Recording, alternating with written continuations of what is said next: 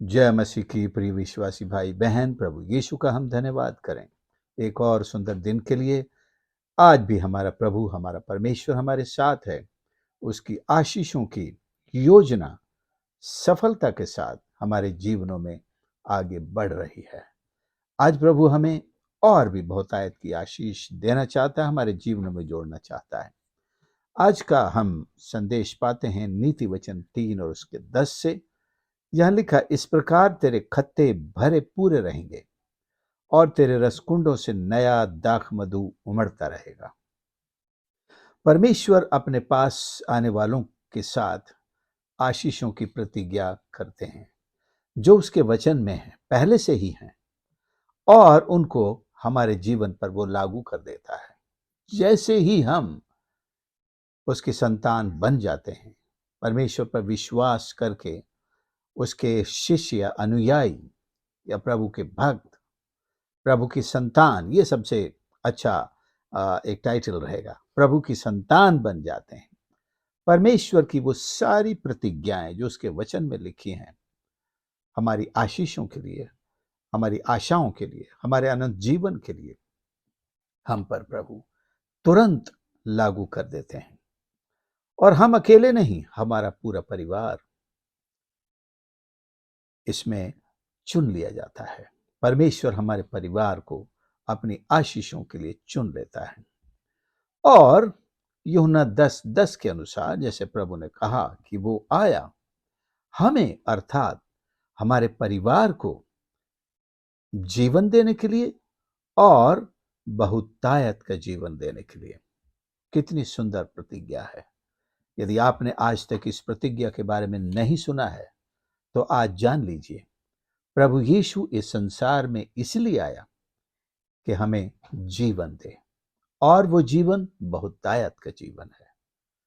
और जैसे कहा, तू और तेरा घराना, परमेश्वर ने हमारे अकेले विश्वास करने के द्वारा भी पूरे घराने को आशीषित करता है, उद्धार का मार्ग खोल देता है, आशीषों के सारे सोते हम सब के ऊपर खोल देता है और अपनी वे सारी प्रतिज्ञाएं हमारे जीवन में पूरी करना आरंभ कर देता।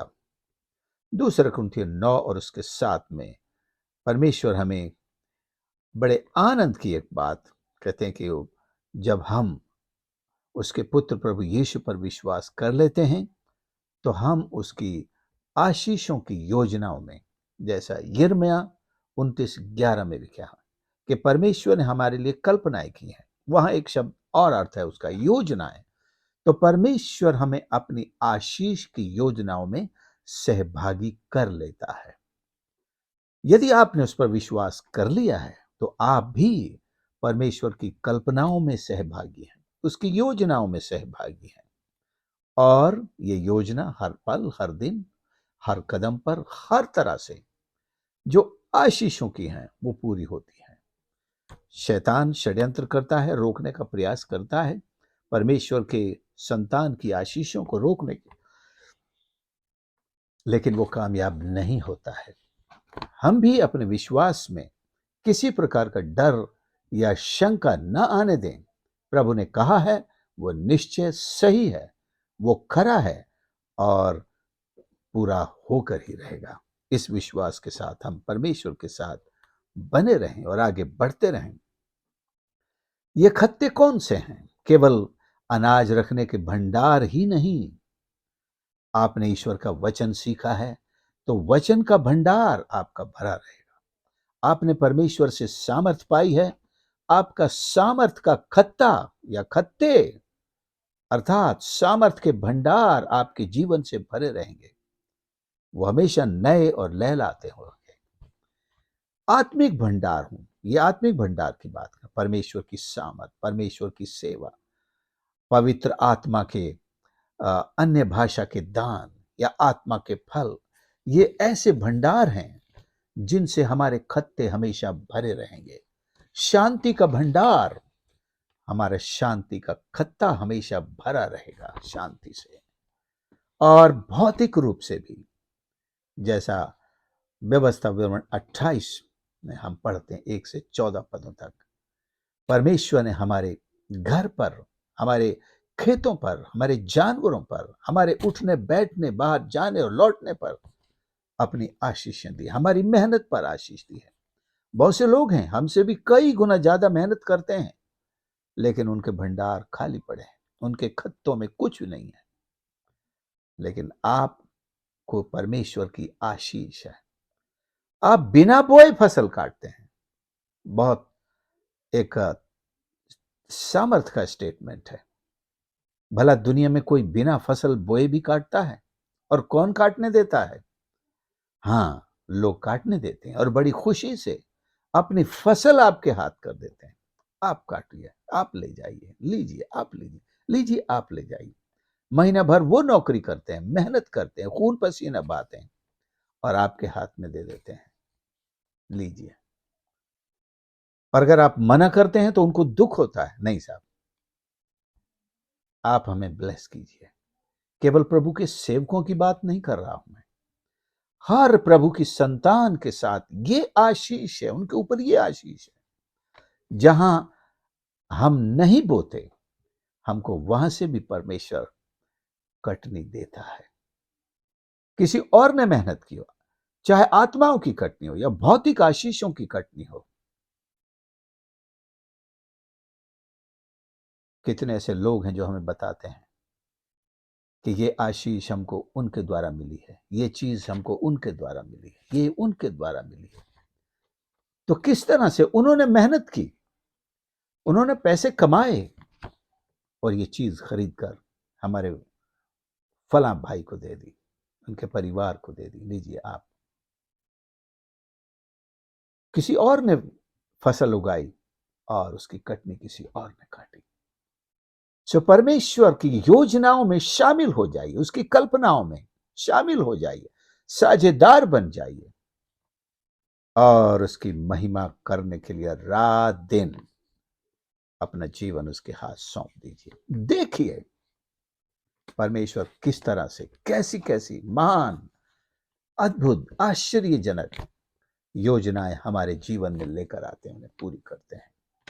आत्मिक और भौतिक सारी योजनाएं परमेश्वर आपके लिए तैयार करके बैठा है। बस उसके पुत्र के द्वारा परमेश्वर की संतान बनने की देर है, उसमें विश्वास करने की देर है। और एक और स्वभाव जो हमारे अंदर परमेश्वर के वादों के पूरा होने के लिए होना चाहिए, वो है हां और आमीन। कोई बहस नहीं, परमेश्वर के किसी भी वादे पर हमें बहस नहीं करनी है, केवल हां कहना, आमीन कहना। Yes Lord, I receive it. हाँ प्रभु, मैं इस वादे को ग्रहण करता हूं।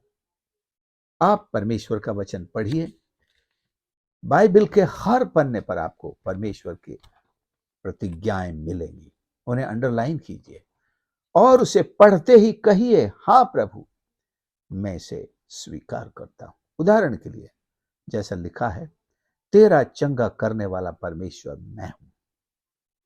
तुरंत कहिए, आई रिसीव इट। मैं इस वादे को ग्रहण करता हूं, इस सच्चाई को स्वीकार करता हूं। हाँ प्रभु, तू मेरा चंगा करने वाला है। ये है मेरी बीमारी, ये है मेरी तकलीफ, मैं चंगाई ग्रहण करता हूं। जैसे यशायाह ने कहा, उसके कोड़े खाने से हम चंगे हुए, मतलब हो चुके हैं, हम चंगे हो चुके हैं। जब आप ये वादा पढ़ें, उसको धन्यवाद करें और कहें, तूने मुझे अपने कोड़ों से चंगा कर दिया है, और शरीर में महसूस करें, वो बीमारी आपको महसूस होगी ही नहीं। जब आप इस वादे को ईश्वर के सामने याद करेंगे, धन्यवाद देंगे, हाँ और आमीन के साथ, आप चेक करें अपने आप को। यही तो प्रभु के दास लोग हमसे कहते हैं। जब वे क्रूसेड में हमें बुलाते हैं, वो दुआ करते हैं, फिर हमें स्टेज पर बुलाते हैं, कहते हैं, बताइए कहां था आपका दर्द? यहां था, अब है क्या?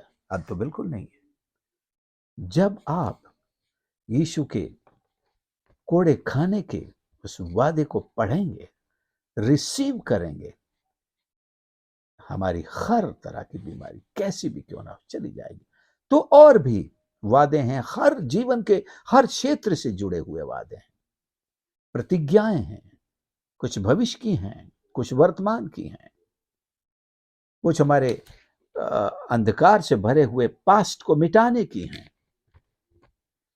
जाने, विश्वास करें, रिसीव करें, परमेश्वर में शीत कर देता, हमारे जीवन को आशीषों से भर देता है, बहुतायत का जीवन। तो आइए अपने आप को प्रभु की योजनाओं में सहभागी करें, परमेश्वर के कार्यों में सहभागी करें, उसकी स्तुति आराधना में सहभागी करें, प्रभु यीशु के साथ प्रार्थना में अपने आप को सहभागी करें, उसकी प्रतिज्ञाओं में हम सहभागी हो जाएं। हमारा परमेश्वर हमें सहभागी बनाना चाहता है। क्या आप यीशु के साथ उसकी योजनाओं में, उसकी प्रतिज्ञाओं में एक पार्टनर हैं? यदि नहीं है तो आज ही जुड़ जाइए और फिर देखिए, आज से ही जब आप सोते होंगे तब भी परमेश्वर काम करके आपके जीवन को, हमारे जीवन को अपनी आशीषों से भर रहा होगा। सुबह जब उठेंगे देखें आपने कितनी तरक्की कर ली है, कितनी आशीषें और नई आपके जीवन में जुड़ गई। लोग तो दिन भर ड्यूटी करने के बाद कहेंगे आज हमने इतने कमाए, लेकिन आप सोकर उठेंगे और कहेंगे परमेश्वर ने एक और नई आशीष मेरे जीवन में दी। राजा सुलेमान सो रहा था और नींद में परमेश्वर ने उसके जीवन में 3 ऐसी आशीषें जोड़ दी जिनको आज तक दुनिया में कोई राजा सुलेमान को नहीं हरा पाया। वो थी बुद्धि की आशीष, वो थी धन की आशीष, और वो थी यानी कि शत्रुओं पर भी जयवंत होने की आशीष। तो आप जब सोते होंगे तब भी परमेश्वर आपके जीवन में आशीषें जोड़ता रहेगा। आइए हम प्रार्थना करें। प्यारे प्रभु, मेरे परमेश्वर, मैं धन्यवाद करता हूं कि तू हमारे जीवन को अपने हाथ में लेकर अपनी आशीषों में रात दिन बढ़ाता है, क्योंकि हमने अपने प्रभु, आपके पुत्र, उद्धारकर्ता यीशु पर विश्वास किया है और आपने हमको अपनी सारी योजनाओं में, कल्पनाओं में भागीदार बना दिया है। प्यारे यीशु, हमारे जीवन से हर प्रकार का डर, हर प्रकार की शंका को दूर करें, ताकि हम हाँ और आमीन के साथ आपकी सारी प्रतिज्ञाओं को स्वीकार करते हैं और उन्हें अपने जीवन में पूरी होने के लिए प्रभु आपके चरणों पर आते हैं। हमारी सहायता कर, हर एक सुनने वाले को इस तरह जो भी आशीषें आज से वे प्रभु आपके वचन से सीखते हैं और पढ़ते हैं, हम विश्वास करते हैं आपने पहले ही उनके जीवन में जोड़ दी है। भरपूरी दे परमेश्वर। Give them the fullness of joy, fullness of your blessings, the fullness of all your promises be fulfilled in each one of one's life. हर एक के जीवन में पूरी कर। हमारी प्रार्थना सुनने के लिए आपका धन्यवाद करते हैं। ये प्रार्थना अपने उद्धारकर्ता प्रभु यीशु के नाम से मांगते हैं, आमीन। प्रभु का धन्यवाद हो, आपने संदेश को सुना। प्लीज इसे जरूर दूसरों के साथ भी शेयर करें, वो भी परमेश्वर की आशीषों में सहभागी बन सकें। और यदि आज तक इस चैनल को सब्सक्राइब नहीं किया है तो प्लीज इसे सब्सक्राइब कर लें, और आपके लाइक्स, कमेंट्स और भी विचार हों तो कमेंट्स में जरूर हमें लिख करके बताएं। प्रभु आप सबको आशीष करें।